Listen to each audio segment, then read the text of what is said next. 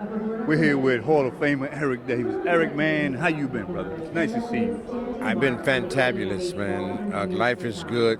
I've been retired for almost 20 years. I'm still in the game, and life is good. I enjoy the game. I'm here celebrating something that's really beyond us as players.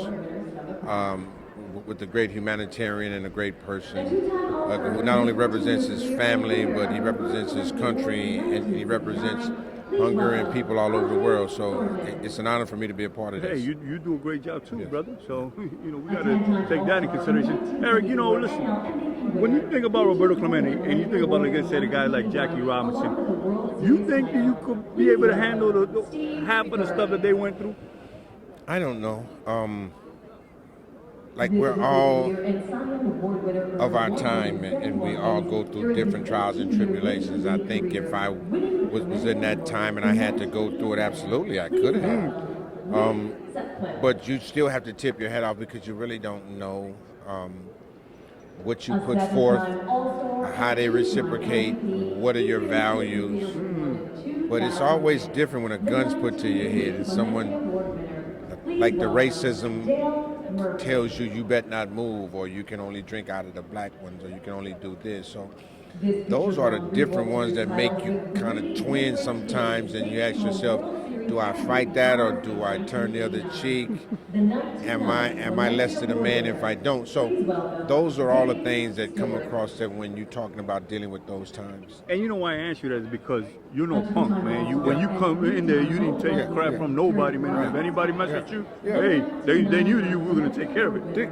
Because you was raised how to fight and take care of yourself. And, growing up in South Central Los Angeles and playing in Cincinnati where racism was huge at the time when I got there and even before me. So you learn how to deal with certain things.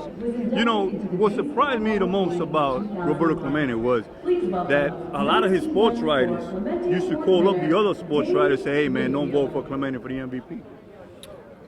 Well, but that's the era that we was living in.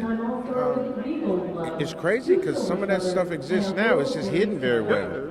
So if you can look at so many different ways where we've have tried to impact the game and do different things and then find some way to discredit what it is. And you look at our game right now, there's so many great retired players who can make an impact in this game, but we're not getting an opportunity to it as a whole. There's some of us that's in the game, but there's so many of us that should be in the game. Why is that? Somebody's saying don't do this. That's Somebody's right. saying Make don't sure do you that. don't get them in. Right.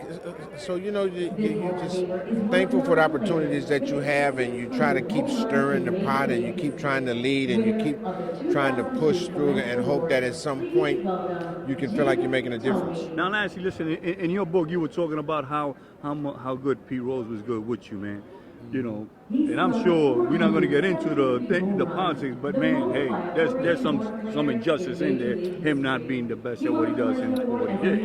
Well, I mean, it's a lot of part about this game that's hypocritical, and it's a lot of people that's in this game that's hypocritical.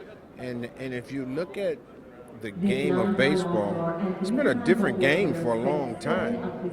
It's people been in there from corking bats and spitting on balls, and so to me, cheating is cheating. I don't think you can magnify it any way. Any more is one more than the other, but Peter served his time, man, and it's time for people to move on and accept. It's crazy how other sports do certain things and then how baseball do certain things. You know what I'm saying? So hopefully somebody will touch a nerve or touch a grace and say it's time, and then they'll let him receive the accolades while he's still alive. Thank God for your time and courtesy, brother. Listen, man. All right, man. You're one of my favorite players. Like I told you, man, every time I used to see you up at that bat, I said, man, it's cool. Bad intentions. I always had bad intentions. That's what I had. Thank you, man. Be safe.